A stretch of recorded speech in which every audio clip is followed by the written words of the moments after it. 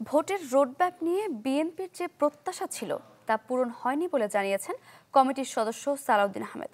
সরকার আন্তরিক হলে 4 থেকে 6 মাসের মধ্যেই নির্বাচন সম্ভব বলেও দাবি করেন তিনি।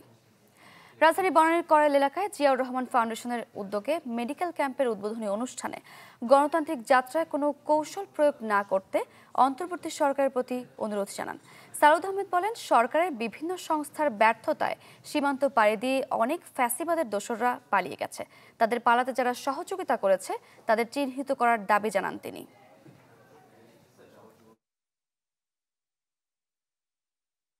একটি নির্বাচনের রোডম্যাপ জনগণ প্রত্যাশা করেছিলেন মাননীয় প্রধান উপদেষ্টার কাছে, এই অন্তর্বর্তী সরকারের কাছে। সেই প্রত্যাশা আমাদের পূরণ হয়নি।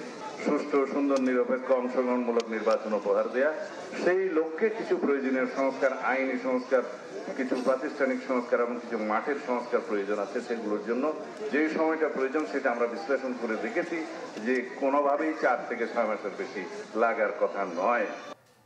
বছর শেষের খুশি নগদে হবে বেশি। নগদ পেমেন্টে নির্দিষ্ট ক্যাটাগরির কেনাকাটায় 300 টাকা পর্যন্ত ক্যাশব্যাক।